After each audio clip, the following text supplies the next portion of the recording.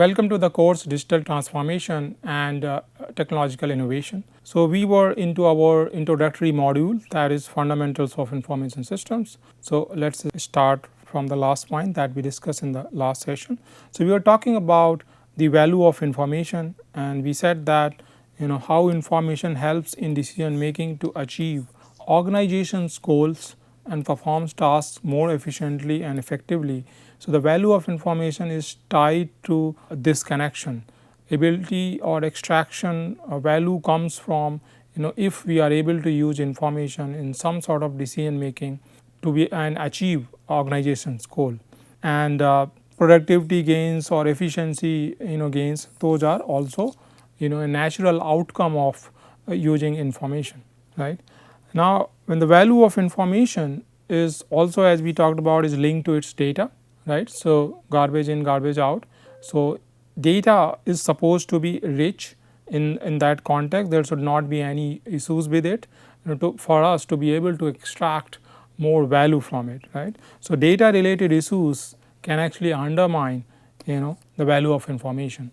So, what could be the issues? There could be data quality related issues. So, let us discuss further. So, when we talk about the data quality issues, how they affect.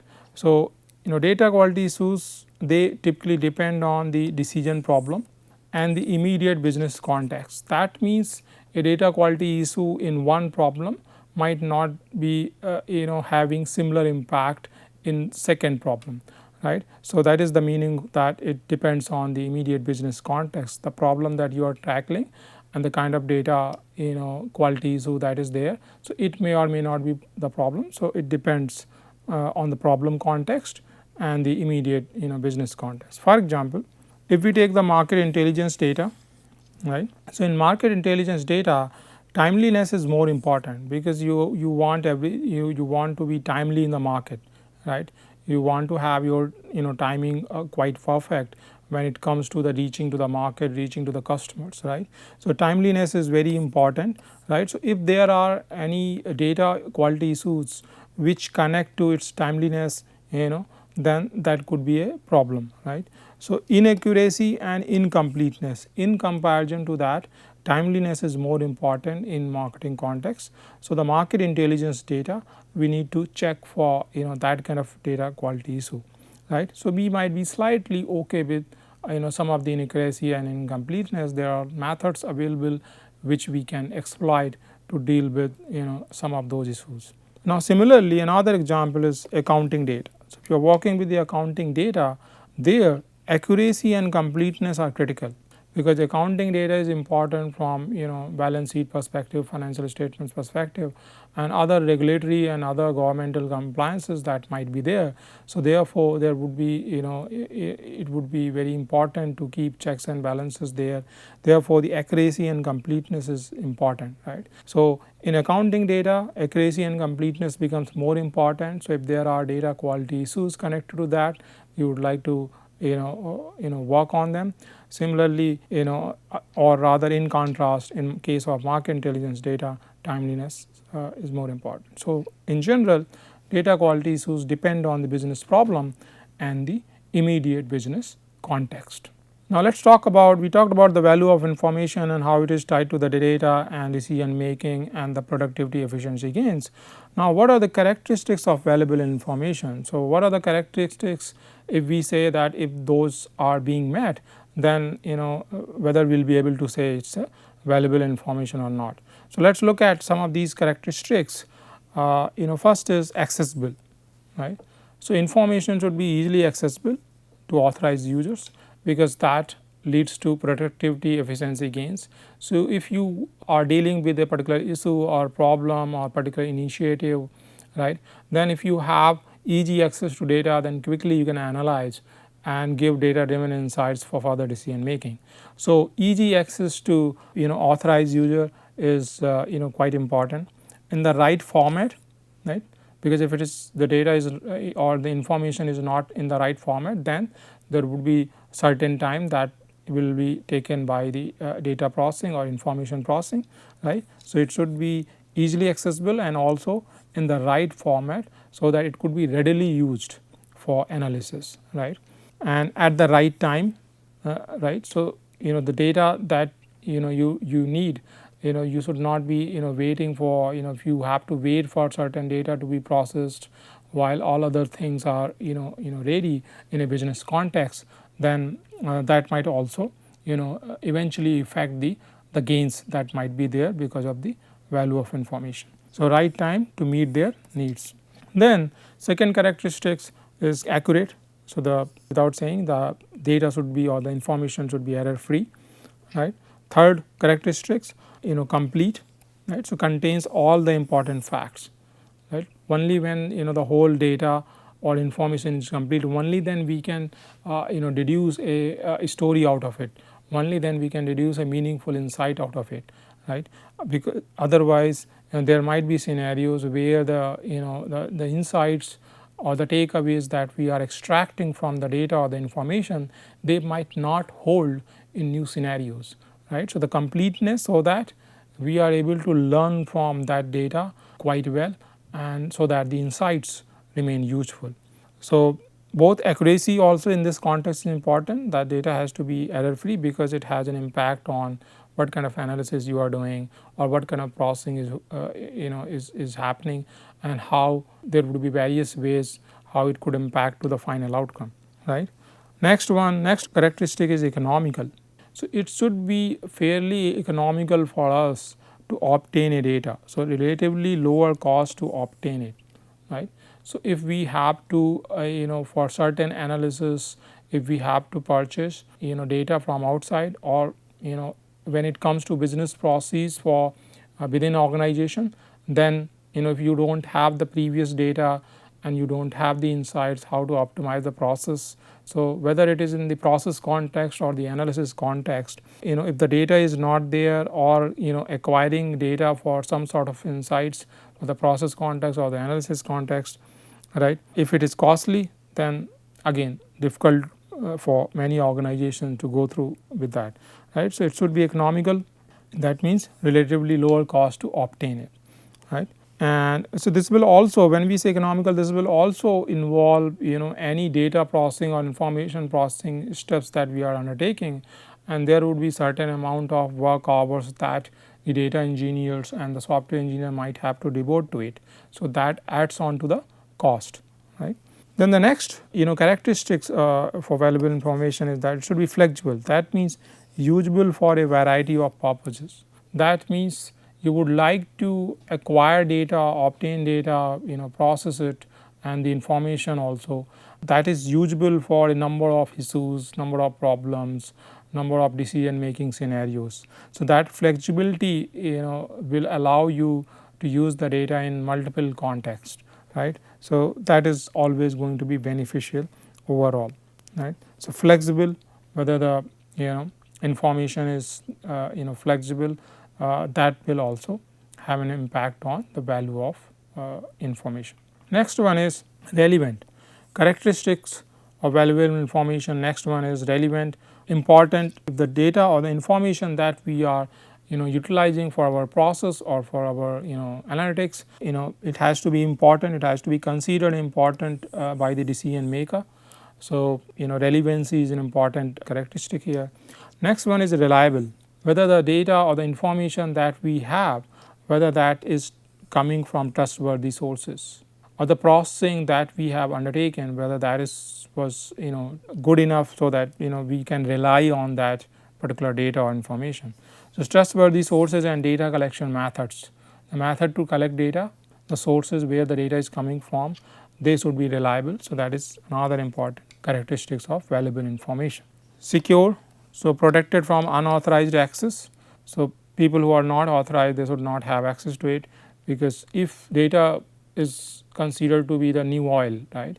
So whatever data an organization is owning, whether in the process context or in the analytics context, that data is source of value, right. We are talking about the value of information already.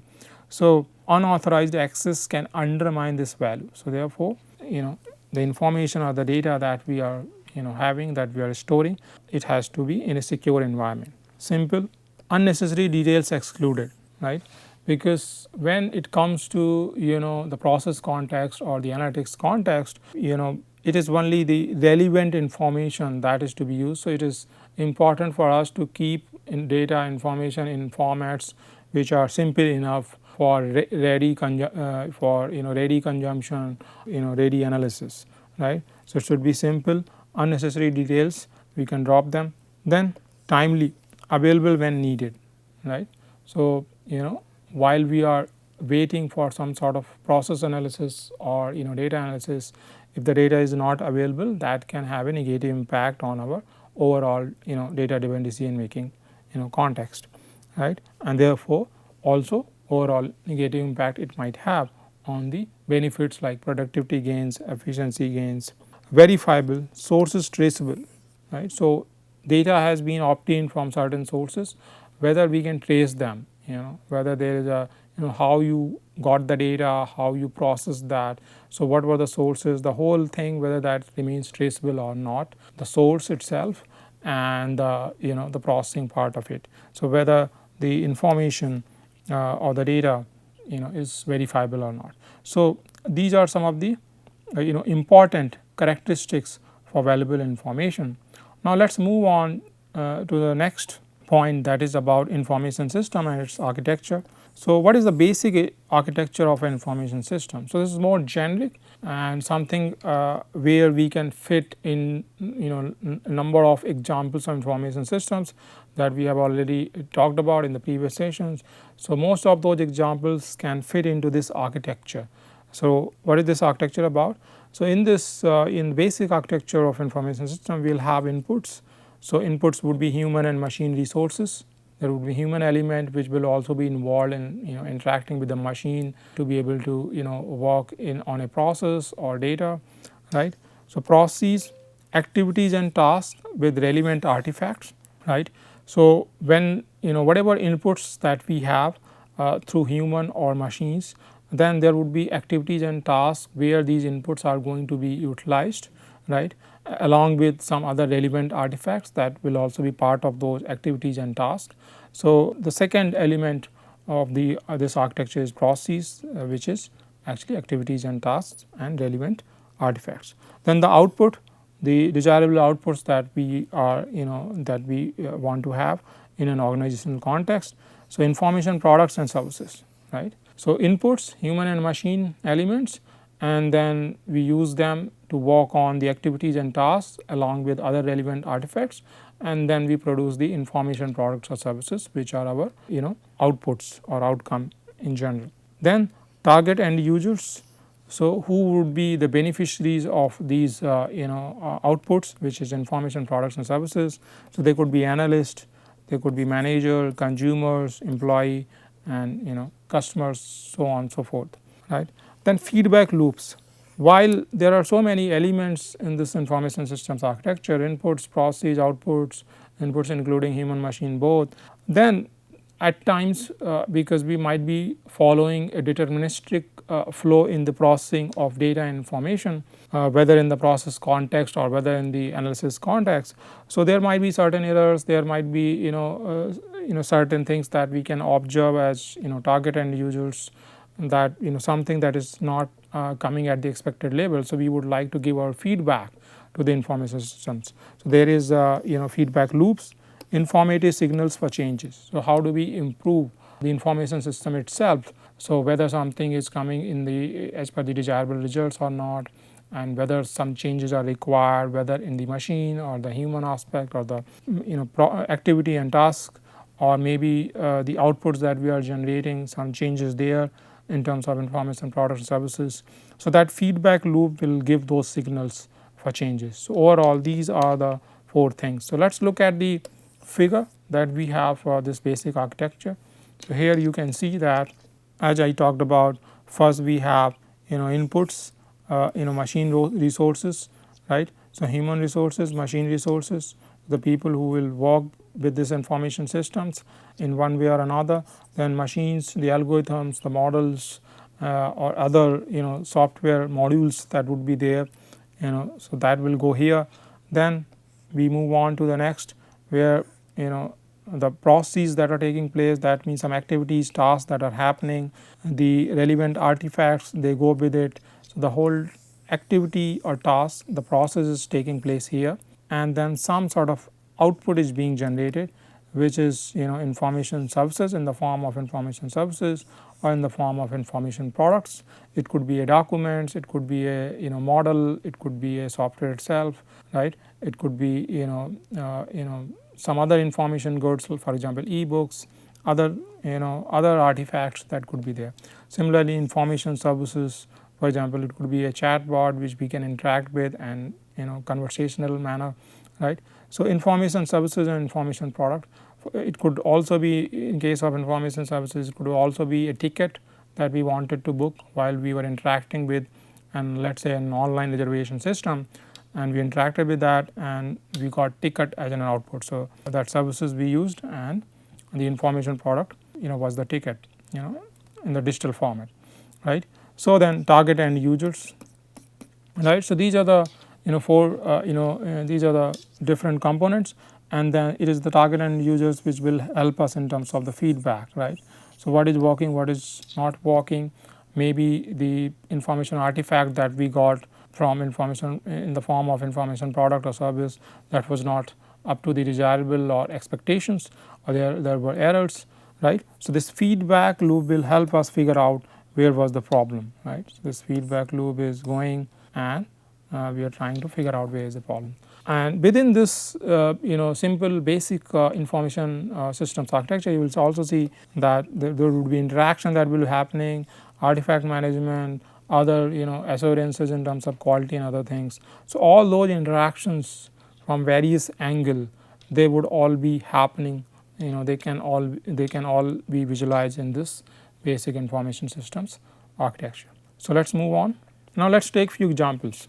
Now, let us say a manager, now this is acting like human resource, right. A manager interacts with a payroll system, which is now the machine element here, right, some software installed on a machine, on a computer. So, that payroll system is there, and so a manager interacts with a payroll system to verify. So, that is the task. So, the manager is supposed to execute this activity or task, verify the number of actual duty hours of employees logged in the system. So, this manager interacts with the machine to complete this verification task, where the manager has to check the number of actual daily hours of employees logged in the system. Then there might be certain correction requests, because the employees at times they might swipe wrongly, and therefore, there might be erroneous entries in the logs. So, as a result, the employees might correction requests. So, the manager also need to look at whether there are any correction requests, right. So, that is the relevant artifact that has to go in this process, in this task, right. So, correction requests, these are the relevant artifacts, and then manager commands the system to compute pay slips and share with employees, right. So, these pay slips, these are the information service outputs, right. So, this payroll system is providing this information service, which is computing the paychecks for the employees, and these pay slips are being generated as a information good, as information product here, and then shared with the employees who are the end users, who would also be logging into the some interface of that payroll system, and they will download the pay slip, or if they see any error, hopefully the payroll system allows them to enter their correction request and other things. So, overall the basic architecture of information system, you can visualize this real life example that is there. You can see the human element, the manager interacting with the machines, human machine element, task, the process part of it, other relevant artifacts, and the the output, right, and the other end users. Manager is also there, and the employee is also there, right. So, this is one example. Now, let us take one more. So, here in this case we have an instructor, which is the human element. An instructor interacts with a grading system. Now, this grading system would be a grading software, grading module installed in a computer, and the instructor is interacting with that server hosting the grading system, right, grading module. So, instructor human element interacts with the grading system machine, and the task is to submit the marks, right. So, this is the task. The instructor, after the exam evaluation, he or she is supposed to submit the marks into the grading system. Submit the marks of students into the system, and then selects a grading scheme. So, what is this grading scheme? This is a relevant artifact. So, this grading scheme is already might be there in the grading system, but the instructor has to pull in that particular artifact within the system, right. So, this grading scheme can be treated as a relevant artifact here, that is also part of the execution of the activity or task here, right. So, grading scheme, and then commands, the instructor commands the system to compute grades and share with students. Now, these grades, these are the information service output, right. So, you get what grade A, B, C or any other grade, right. So, that becomes the the information service output, and the students here are the end users. Obviously, the instructor is also there who is initially interacting with the machine, but then end users will also interact with the same system, grading system, and they will be able to see the grade that they obtained in various courses or the course that was taken by that particular instructor. So, here also again you can see different element of the basic information system architecture quite visible. Human element, instructor, machine element, grading system, task is to submit the marks and do the grading. Relevant artifact is the grading scheme that is to be selected, for example relative grading or absolute grading, and then commanding the system to compute grades and then sharing with a student. So, this is another example of information system architecture and how it takes place, how it can be visualized in a real life example. Now, moving on, the next element of this architecture is the feedback loops. So, we talked about that sometimes the end users or any other any other element in the information system through that some errors, some issues can be spotted, right. So, the feedback loops would help in terms of fixing or dealing with those issues, right. So, feedback loops changes might be needed in one or more architectural components.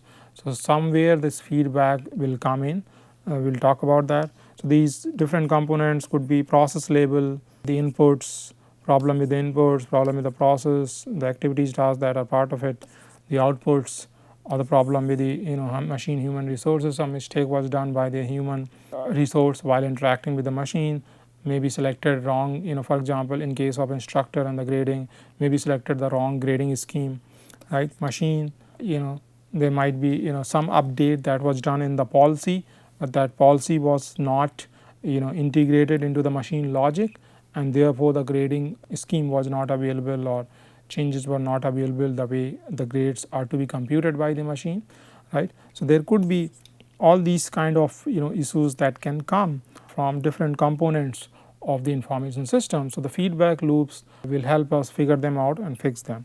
So, one example feedback can be like this: student marks cannot exceed 100, right. So, somebody might notice it, or there might be logs, they will give logs or correction requests or complaints.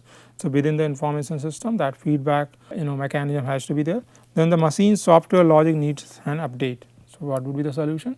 Once that there might be wrong entries, the instructor might erroneously enter more than 100 marks for a particular student, which is not possible. So, therefore, the machine's software logic needs to be updated to be able to overcome this particular issue, right. So, this is how the feedback loops will help continuously improve the system.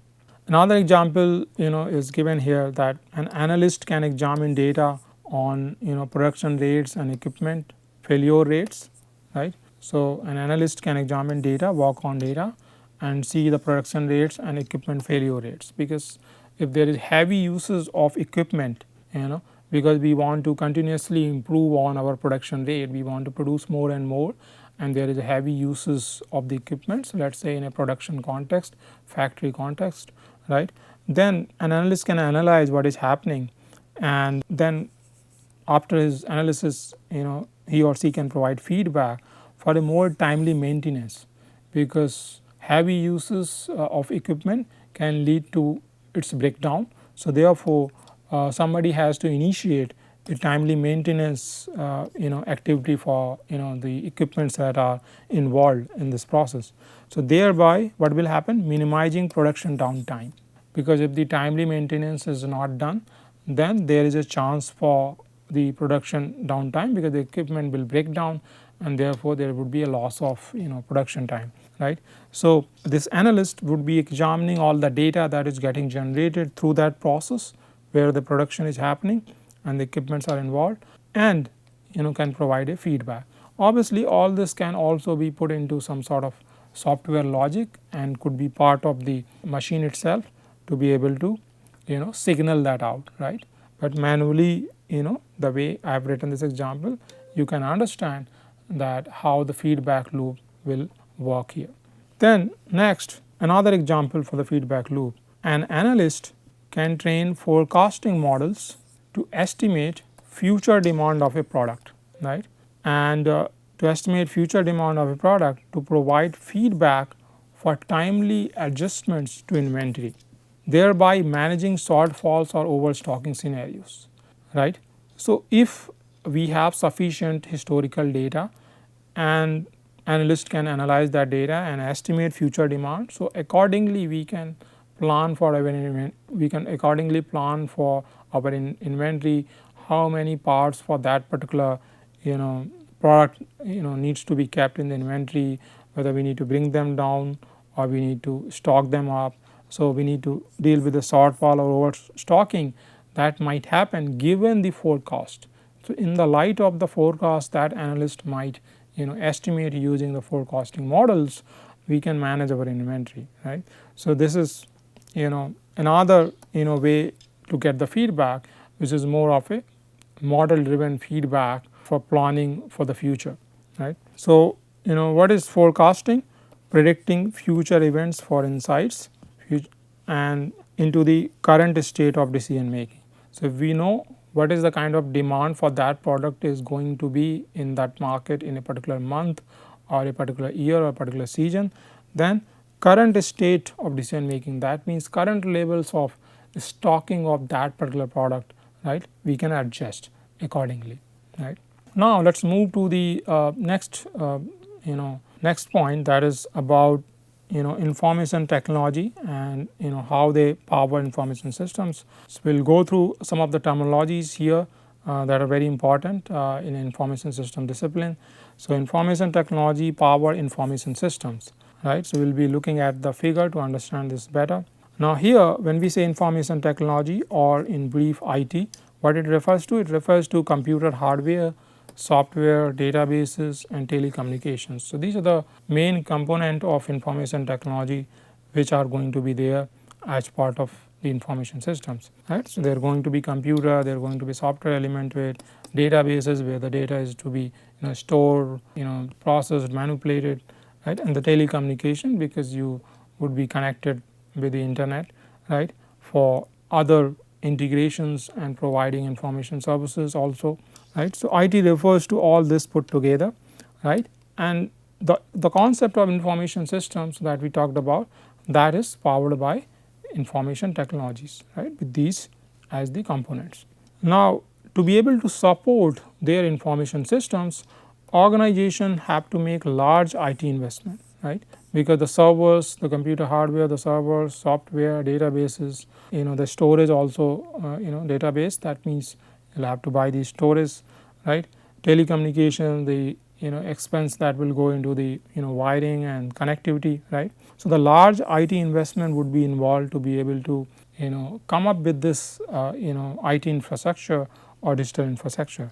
So organizations make large IT investments to make the digital infrastructure needed to support their systems. So whatever information systems that they are running in their organizations, right, to support their business activities, business functions, right. So large IT investments might be needed for this. Now when we say digital infrastructure, what do we mean? Digital infrastructure is essentially a shared resource that includes people and procedures to manage IT. So we talked about the IT, what IT refers to, the computer hardware, the server part, the software, databases and telecommunication, plus two additional things, people and procedures, because it is the people who will interact with the information systems powered by these IT components, and the procedures that they want everybody, the organization would want everybody to follow, so that better use is and longevity of these resources could be ensured. So, digital infrastructure is shared resource